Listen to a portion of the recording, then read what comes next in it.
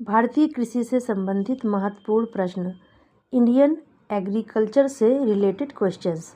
Question first है, भारत में कौन सा कृषि वित्त का स्रोत नहीं है?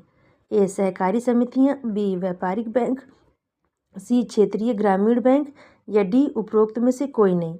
तो आंसर डी सही है, उपरोक्त में से कोई नहीं। सहकारी समितियां, व्यापारिक बैंक, क्षेत्रीय ग्रामीण बैंक ये कृषि वित्त का स्रोत नहीं है, यानी answer D is right.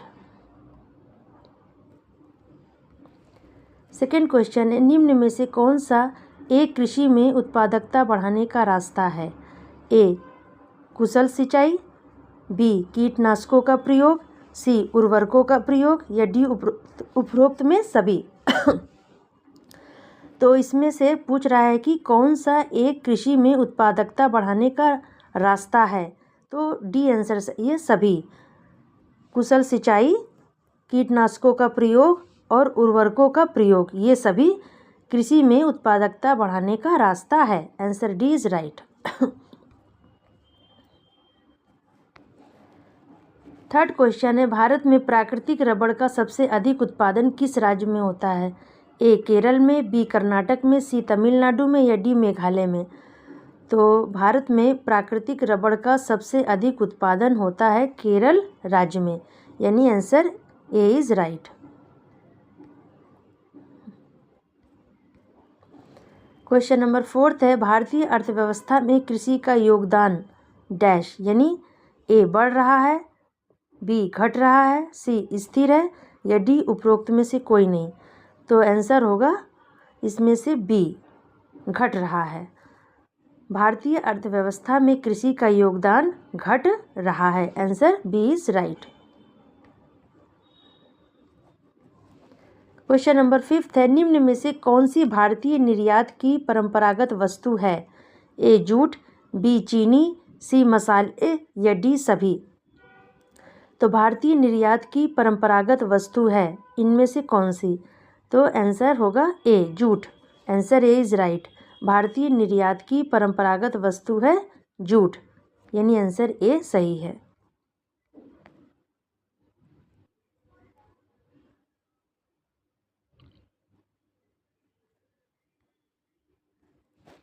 Question sixth है, किसान क्रेडिट कार्ड योजना के अंतर्गत निम्न में से किन किन उद्देश्यों के लिए कृषकों को अल्पकालीन ऋण समर्थन उपलब्ध कराया जाता है?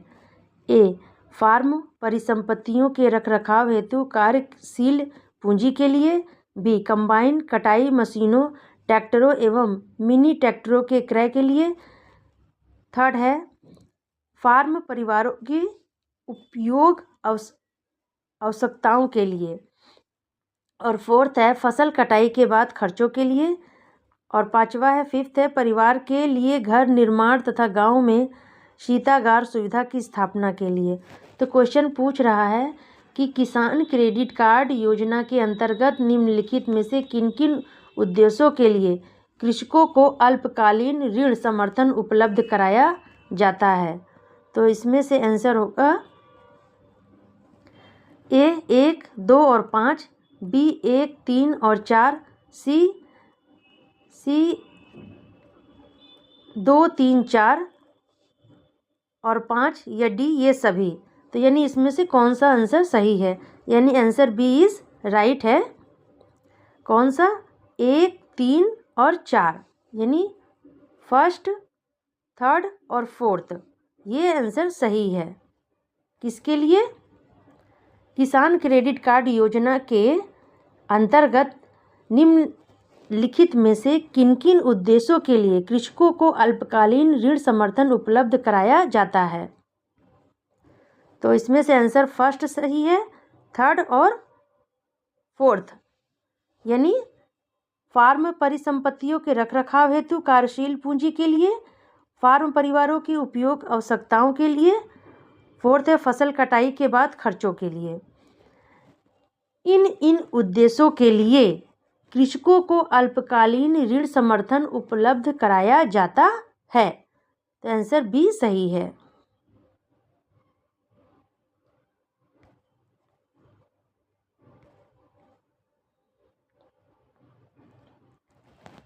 क्वेश्चन नंबर 7 है, लिखित में से कौन सा भारत में भूमि सुधार का हिस्सा नहीं है? ए. जमींदारी प्रथा का उन्मूलन, बी. भूमि जोतों की अधिकतम सीमा का बी है भूमि जोतों की अधिकतम सीमा का निर्धारण, सी है काश्तकारी सुधार, डी है बहुफसलीय योजना। तो क्वेश्चन कह रहा है कि कौन सा भारत में भूमि सुधार का हिस्सा नहीं है, पूछ रहा है। तो नहीं है बहुफसलीय योजना। Answer D is right. Answer D सही है कि भारत में भूमि सुधार का हिस्सा नहीं है बहुफसलीय योजना।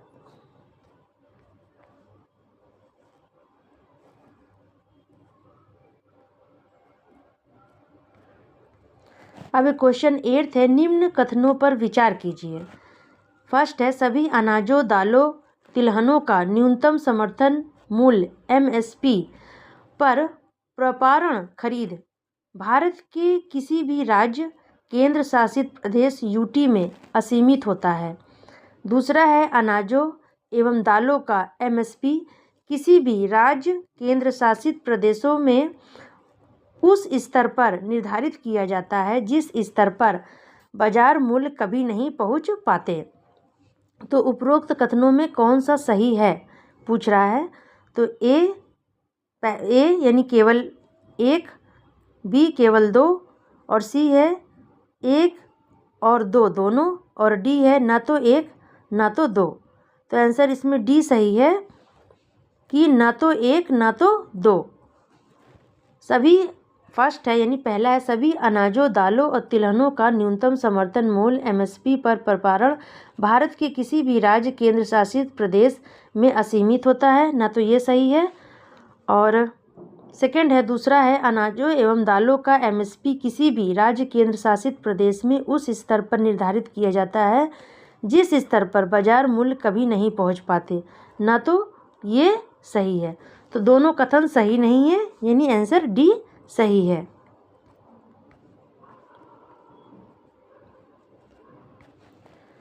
क्वेश्चन नंबर 9 है, किसान क्रेडिट कार्ड योजना का प्रारंभ किया गया था वर्ष, यानी किस वर्ष में? तो वर्ष है 2004 to 5 में, या वर्ष यानी ईयर 2002 से 1 में, या ईयर 1998 to 99 में, या ईयर या डी ईयर 1995 to 1996 में। तो किसान क्रेडिट कार्ड योजना का प्रारंभ किया गया था ईयर यानी वर्ष 1998 to 1999 में शुरू किया गया था किसान क्रेडिट कार्ड योजना का प्रारंभ। आंसर डी सी सही है।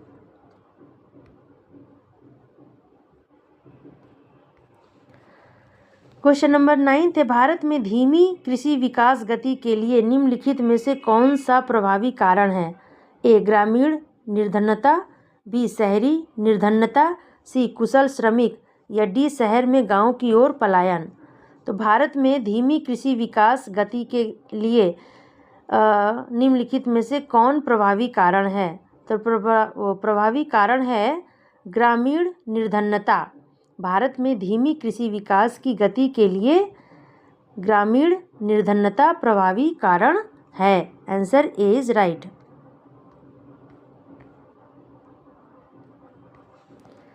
क्वेश्चन नंबर 10 है, भारत में न्यूनतम समर्थन मूल्य का निर्धारण कौन करता है? ए कृषि लागत एवं मूल्य आयोग, बी कृषि मंत्रालय, सी वित्त आयोग, या डी नाबार्ड। तो आंसर है कृषि लागत एवं मूल्य आयोग। भारत में न्यूनतम समर्थन मूल्य का निर्धारण कृषि लागत एवं मूल्य आयोग करता है। Answer A is right. Question number 11 है, भारत का कितना प्रतिशत कृषि क्षेत्र वर्षा पर निर्भर करता है? ये वर्षा है, वर्षा पर निर्भर करता है। ए 48%, बी 42%, सी 55%, या डी 62%। ये है 52% बोलना चाहिए था। तो भारत का कितना प्रतिशत कृषि क्षेत्र वर्षा पर निर्भर करता है? तो आंसर होगा 55%। कृषि क्षेत्र वर्षा पर निर्भर करता है। आंसर सी सही है। क्वेश्चन नंबर 12 है, प्रधानमंत्री द्वारा प्रस्तावित द्वितीय हरित क्रांति में सम्मिलित नहीं है। ए, भारतीय कृषकों को सार्वभौमिक यानी ग्लोबल कृषि व्यापार में सहभागिता। बी, फसल के पश्चात खाद्यान्न में क्षति को कम से कम करना। सी, फसलों का भंडारण में सुधार। डी, कृषि में विदेशी मुद्रा के सीधे निवेश को प्रोत्साहन। तो कौन सा इसमें कह रहा है कि प्रधानमंत्री द्वारा प्रस्तावित द्वितीय हरित क्रांति में सम्मिलित नहीं है। तो द्वितीय हरित क्रांति में सम्मिलित नहीं है कृषि में विदेशी मुद्रा के सीधे निवेश का प्रोत्साहन, यानी आंसर डी सही है। कृषि में विदेशी मुद्रा के सीधे निवेश को प्रोत्साहन, ये द्वितीय हरित क्रांति में सम्मिलित नहीं है, आंसर डी सही है।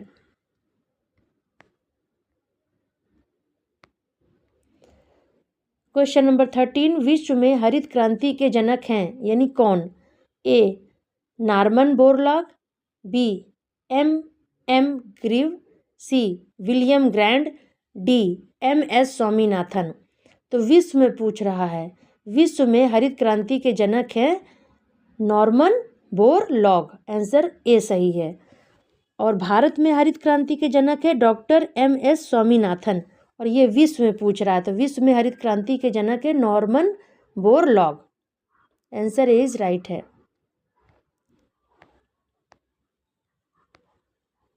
क्वेश्चन नंबर 14, प्रधानमंत्री फसल बीमा योजना में किसानों की आय दुगनी करने का लक्ष्य कब तक रखा गया है। ए, वर्ष 2022, वर्ष 2024, वर्ष 2025 या डी, वर्ष 2028। तो प्रधानमंत्री फसल बीमा योजना में किसानों की आय दुगनी करने का लक्ष्य रखा गया है वर्ष 2022 तक, यानी हो चुका है, 22 तक हो चुका है, आंसर ए सही है। प्रधानमंत्री फसल बीमा योजना में किसानों की आय दुगनी करने का लक्ष्य वर्ष 2022 तक रखा गया था, आंसर ए इज राइट।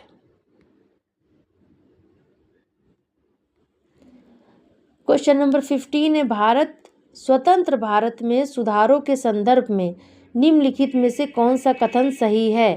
ए, हदबंदी कानून पारिवारिक जोत पर केंद्रित थे, न कि व्यक्तिगत जोत पर।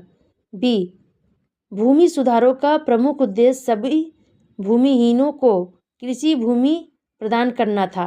सी, इसके परिणामस्वरूप नकदी फसलों की खेती कृषि का प्रमुख रूप बन गई। डी, भूमि सुधारों ने हदबंदी सीमाओं को किसी भी प्रकार की छूट की अनुमति नहीं दी। तो क्वेश्चन पूछ रहा है कि स्वतंत्र भारत में सुधारों के संदर्भ में निम्नलिखित में से कौन सा कथन सही है। तो इसमें से कथन जो सही है वो है, भूमि सुधारों का प्रमुख उद्देश्य भूमिहीन को कृषि भूमि प्रदान करना था, ये बी सही है, आंसर बी सही है। स्वतंत्र भारत में सुधारों के संदर्भ में भूमि सुधारों को प्रमुख उद्देश्य यह था कि सभी भूमिहीनों को कृषि भूमि प्रदान करना, ये सही है। पूछ रहा कौन सा कथन सही है, तो कथन बी सही है, answer B is right. Question number 16 है, राष्ट्रीय किसान आयोग का गठन सर्वप्रथम किस वर्ष किया गया था। 2002, ए, वर्ष 2003, वर्ष सी, वर्ष 2004, डी, वर्ष 2005। तो राष्ट्रीय किसान आयोग का गठन सर्वप्रथम किया गया था वर्ष 2004 में, 2024 में राष्ट्रीय किसान आयोग का गठन किया गया था वर्ष 2004 में, यानी आंसर सी सही है।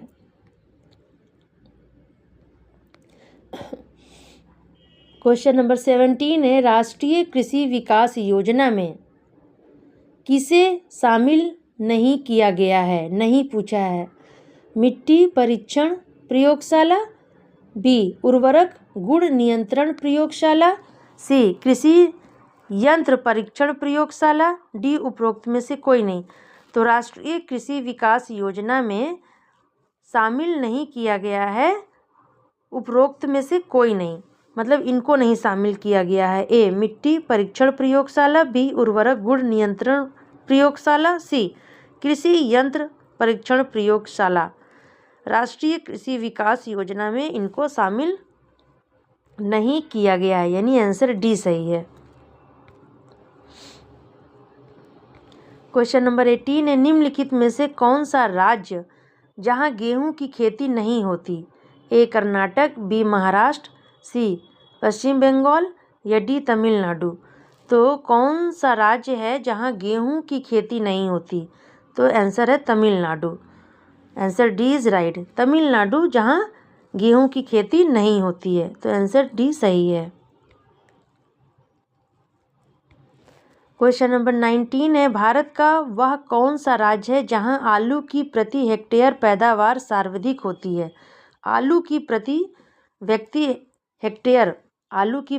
हेक्टेयर पैदावार सर्वाधिक होती है, कौन सा राज्य है? ए पश्चिम बंगाल, बी पंजाब, सी तमिलनाडु या डी राजस्थान।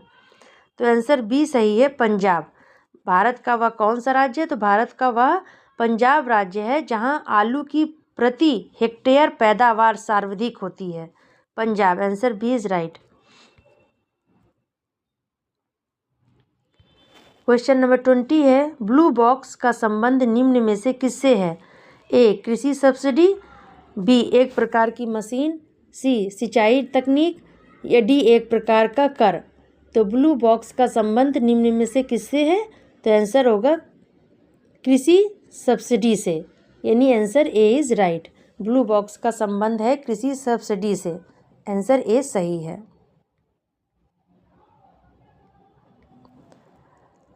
क्वेश्चन नंबर 21 है, भारत के जीडीपी यानी सकल घरेलू उत्पाद में कृषि एवं उससे संबंधित प्रक्षेत्र का अंश है। भारत के जीडीपी यानी सकल घरेलू उत्पाद में कृषि एवं उससे संबंधित प्रक्षेत्र का अंश है 22%, बी 80%, डी 33%, डी 15%। तो आंसर इसमें डी सही है, 15%। भारत के जीडीपी में कृषि और उससे संबंधित प्रक्षेत्र का अंश है 15%। 50 नहीं 15% है, आंसर डी इज राइट।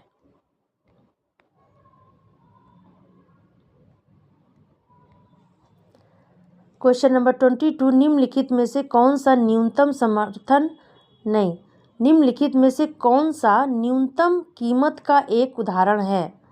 ए भारत में ज्वार के लिए न्यूनतम समर्थन मूल्य एमएसपी, बी उर्वरक खरीदने के लिए किसानों को दी गई आर्थिक सहायता, सी राशन की दुकानों से वस्तुएं खरीदने के लिए लोगों द्वारा दिया गया मूल्य, डी भारत में बिक्री की गई वस्तुओं के लिफाफों पैकेटों पर छपा हुआ अधिकतम खुदरा मूल्य एमआरपी।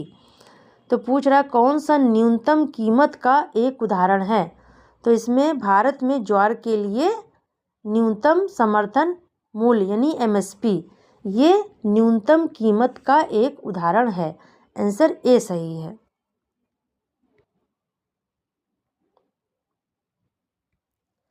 क्वेश्चन नंबर 23, भारत में न्यूनतम समर्थन मूल्य एमएसपी के निर्धारण में निम्नलिखित में से किस कारक पर विचार किया जाता है? ए उत्पादन लागत, बी अंतर्राष्ट्रीय एवं घरेलू बाजारों में कीमत प्रवृत्तियां, सी निर्वाह व्यय सूचकांक, डी बिचली फसल अंतर फसल कीमत समता। तो भारत में न्यूनतम समर्थन मूल्य एमएसपी के निर्धारण में निम्नलिखित में से किस कारक पर विचार नहीं किया जाता? तो इसमें आंसर होगा निर्वाह व्यय सूचकांक पर ये कारक है जो विचार नहीं किया जाता है एमएसपी निर्धारण में, तो आंसर सी सही है।